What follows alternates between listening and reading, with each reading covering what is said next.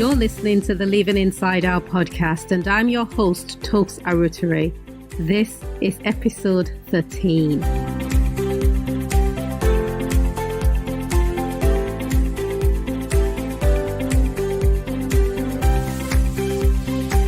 Welcome to the Living Inside Our podcast, where we believe we attract the people we have in our lives. Well, mostly, because you can't choose your parents or your kids, for example. Episode 13 is how to make and keep good friends. Hey, have you missed me? That's what I ask my husband and kids like 25,000 times a day. I ask them, have you missed me, when I call home from work or I pop out and I call the house to get them to do something for me. And as you can imagine, the teenagers say a resounding nope. No emotion, no thought of my feelings. They just go, nope. And my husband, he goes, you don't give me a chance to miss you. You left home 20 minutes ago, or you called 5 minutes ago. A girl can only try. If this is your 3rd or 13th time listening, thank you for joining me again. And if this is your first, thank you and welcome. And as we say in Nigeria, ekabo, that means welcome. I am honored that you have chosen to share the next half hour or so with me. And I'd like to know how you discovered the Living Inside Out podcast, because the Baby Cut Shop has had a whirlwind of press and publicity in the last couple of weeks. And this podcast made its debut in the Times newspaper. Can you believe it? I'm still in awe. The press wasn't about the podcast, of course. It was about the Baby Cut Shop. But I mentioned to the journalist that I've started this amazing podcast and the reviews are great and it's been well received. And not only did he talk about it in the article, he gave the name. So we are growing.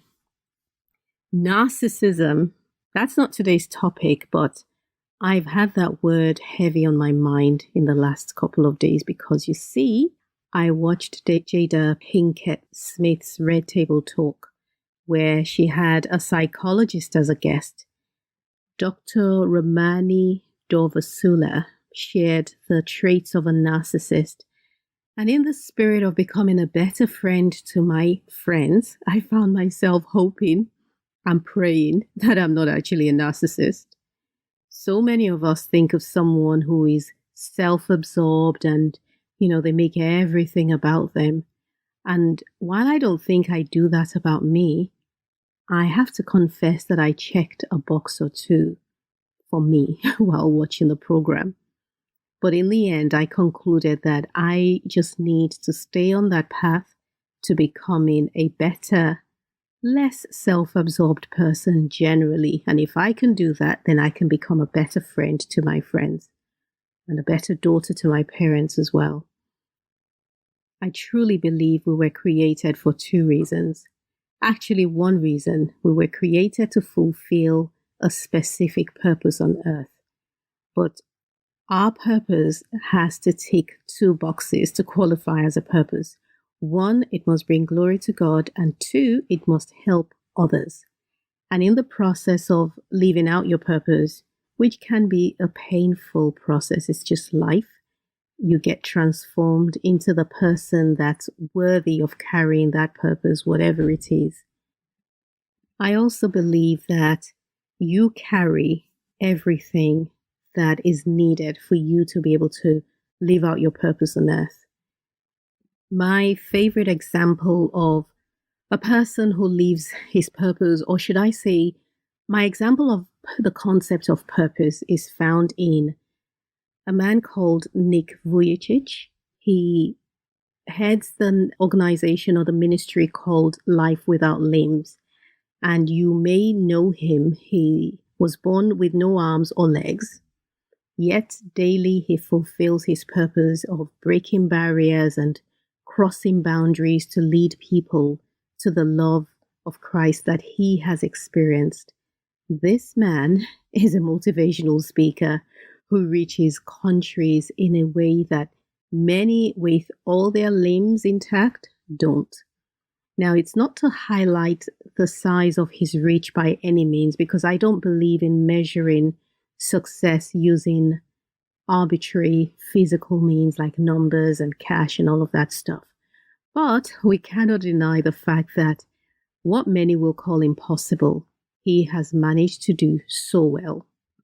So when we think that what we need to thrive in our purpose, we already carry inside us, and we also need to believe that we are surrounded by physical resources to help us fulfill it, we have to bear in mind that one of those resources is of the human kind, your friends.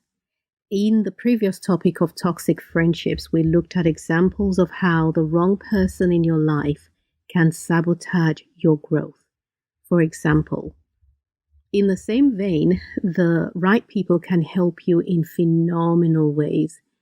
Episode 11 is about the value of a good friend, and I shared 3 examples of friends that have been instrumental in my life and have been necessary for me to stand exactly where I stand today.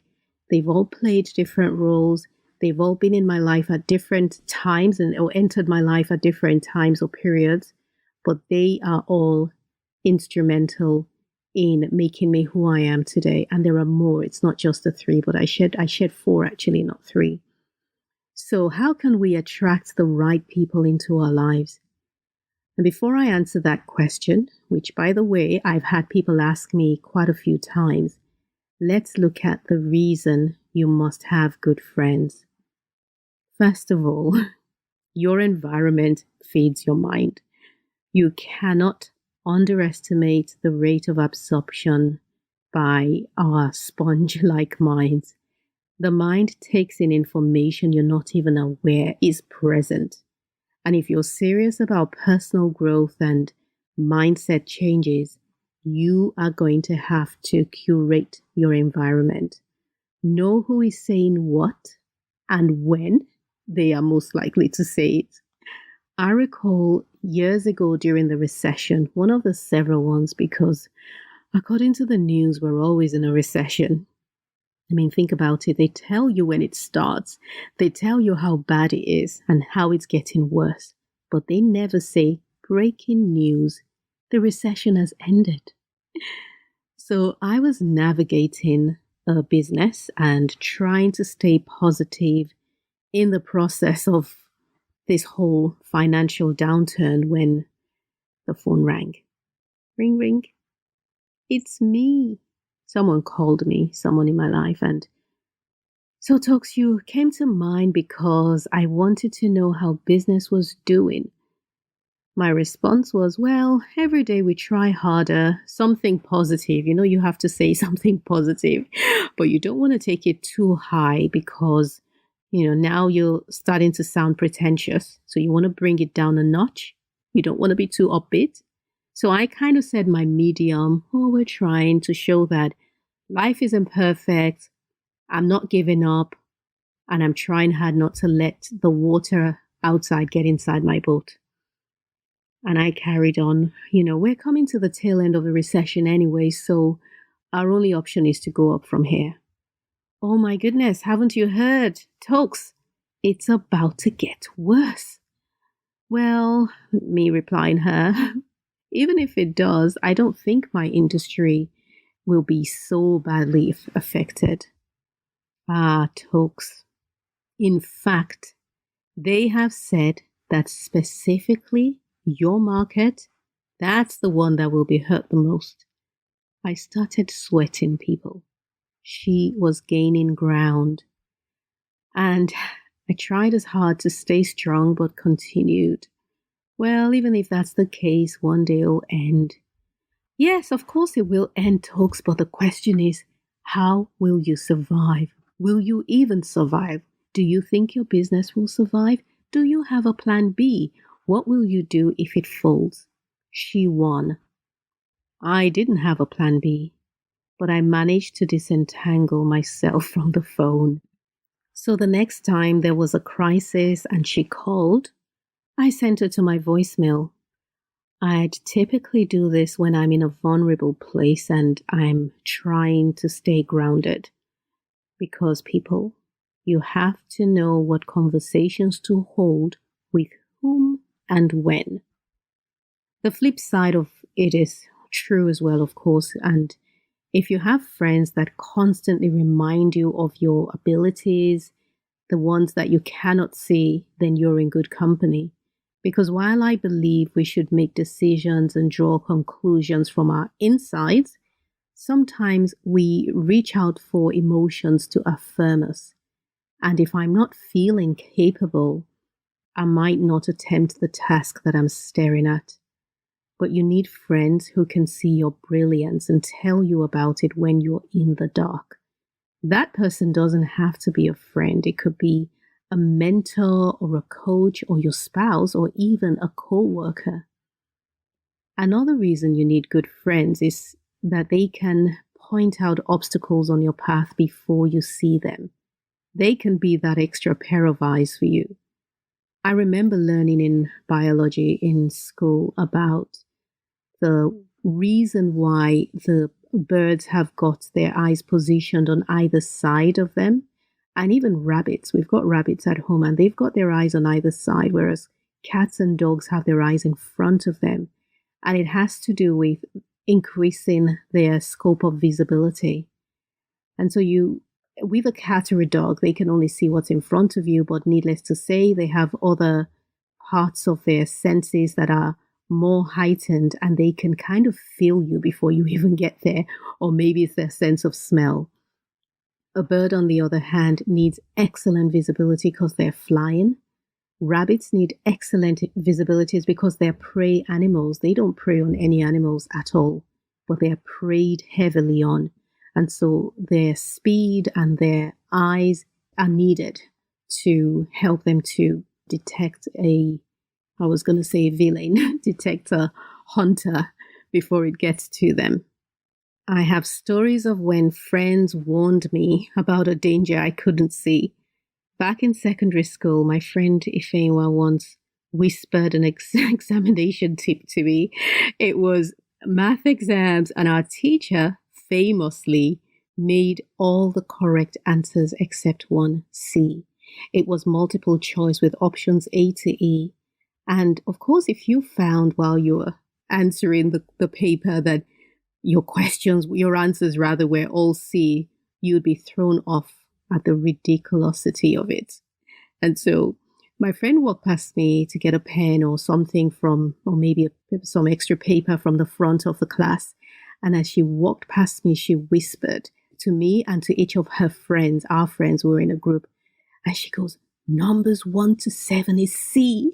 I remember that so very well. There were times that my friends warned me of a plot by a staff member to punish our whole class or our hostel, so we all disappeared because we were warned. Friends can help you fight when you're weak, and fighting can show up in the form of looking after you when you're ill or bereaved, speaking up for you in your absence, or making you look good when you don't feel or look good. Living from the inside out will lead you to connect with the right people. Last year, I began to desire a different type of person or people in my life. I have my ride or die chicks and they're not going anywhere. But as I grew, I noticed a need to have certain friends in my life, those who will pull me up and kind of force me to grow. I already had a picture of what they would look like, the qualities they'll exhibit, and I actually wanted those qualities within myself and I didn't realize it. So as I started to desire these attributes, it led to me working on myself to acquire these traits, and before I knew it, I was beginning to exhibit some of them. I believe my new attributes attracted the right people to me. So you've got to be the friend you want to have. What's even better is that by working on yourself, you're also becoming the type of friend that other people want in their life. It's not enough to take good things. You must be willing to become desirable so others are also blessed by you. One of my pet peeves is when I see posts on social media who starts with, if you're not adding to my life, I don't want to have anything to do with you, or I'm getting rid of people who are not adding to my life. And it seems as though there is this culture of taking and taking and taking. And there isn't the thought for a moment that your purpose is supposed to bless the people that cross your path. And so we actually have a responsibility to work on who we are so that we become useful and even of benefit to the people that come into our lives or we get into their lives. I also believe that God has placed others on our path that are specific for our journey. There are those who only come in for a season, and that's all they're meant to be there for. Some of my closest friends are friends from my school days. There's something so effortless and childlike in our communication, even now as adults. But I also have friends today that I met in adulthood, and I trust my life with them. So don't crop out the possibility of having a close friend that you've only just met. One of the most famous friendships is between Oprah Winfrey and Gayle King. Oprah tells the story of when Gayle was visiting her in Chicago. This was in their early days. And she found $482 in her coat pocket. She took it out casually and asked a friend, "Do you want it?" And Gayle refused and said, "No, you keep that."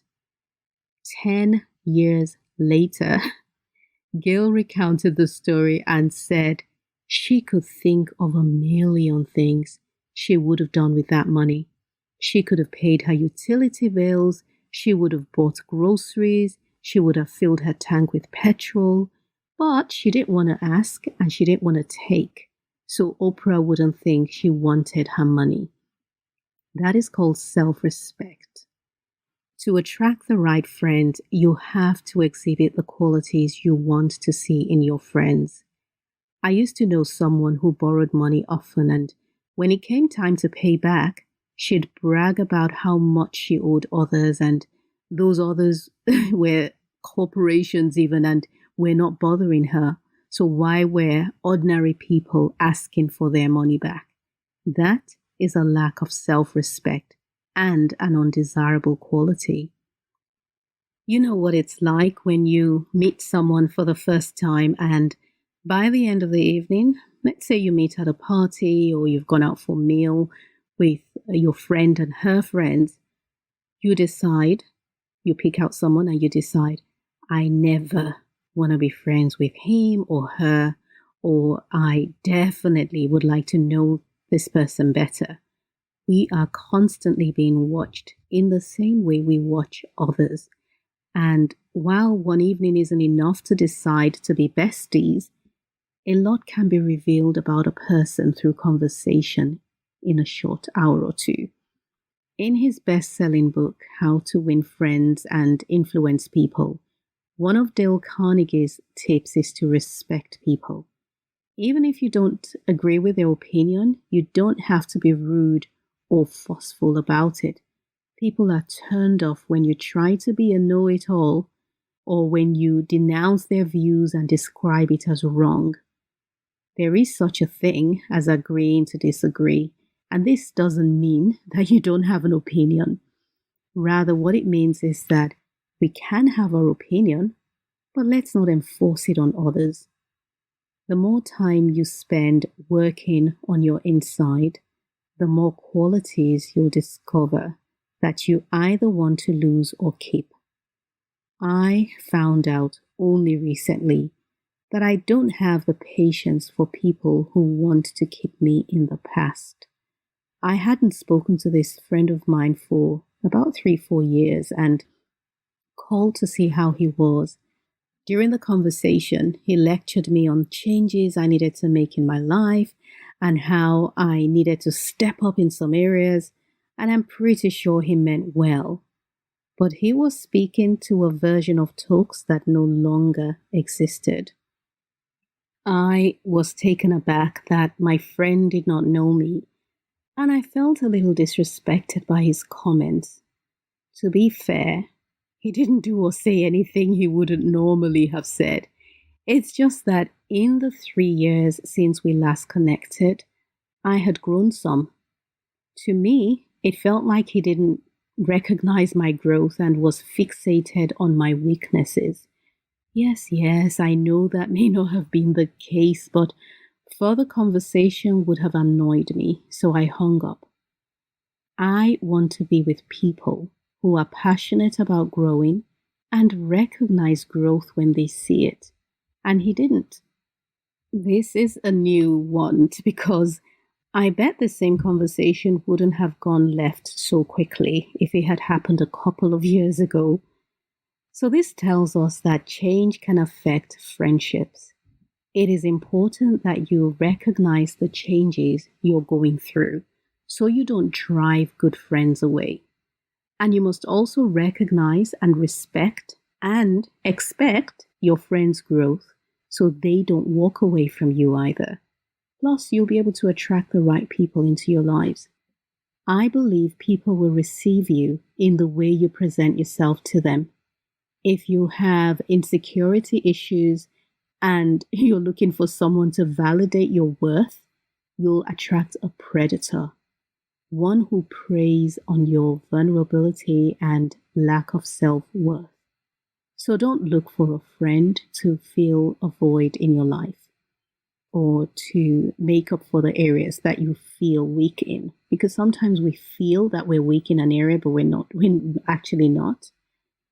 I think that friendship should be genuine, and I think it should also be based on mutual love and respect. Choose friends that value authenticity. When you're in a friendship with someone who isn't real, here's what happens. The years begin to erode the layers from day one, and eventually you'll be left with someone who doesn't fit into the space that you had made for them in the beginning. There is only so much pretending one can do, and for so long. Because afterwards, the outer garments literally just start to drop off, and you'll find that you have little in common with them.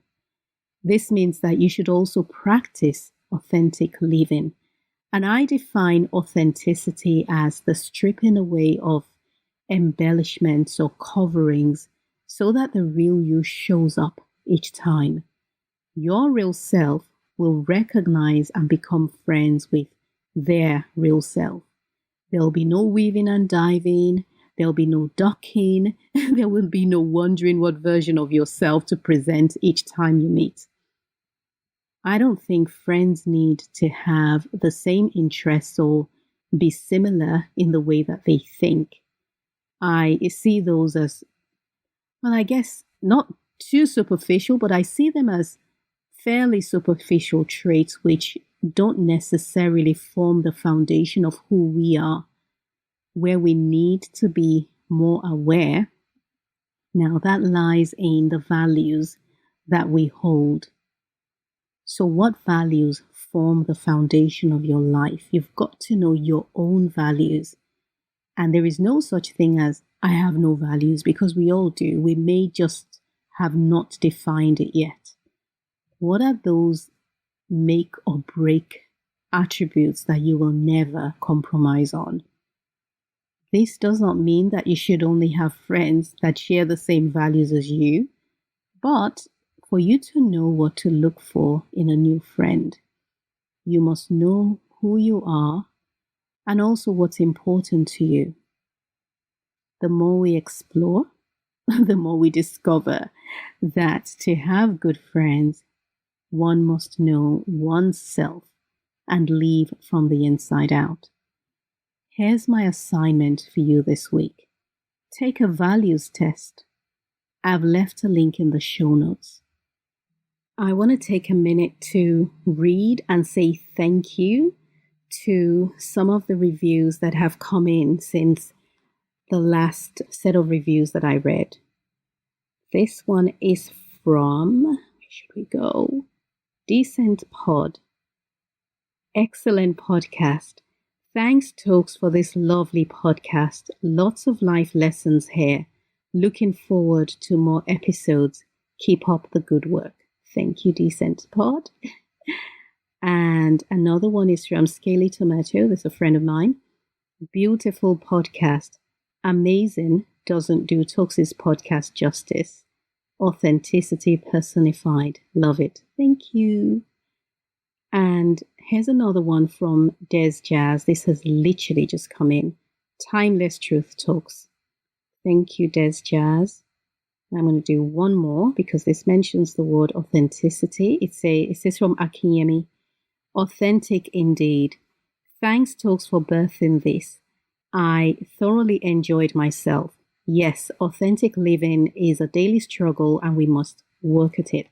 I so agree. I don't think there is such a thing as an authentic person. I think it's a practice that we choose every day. Thank you guys for the reviews. Thank you for listening. You can leave a review and a comment as well, wherever you're listening, or you can drop me a line. I have a growing friends list on my website and I'd love for you to join it because I'd love to get to know you better. Plus, I have a secret and I'll be sharing it soon. Thank you for listening and remember to live always from the inside out.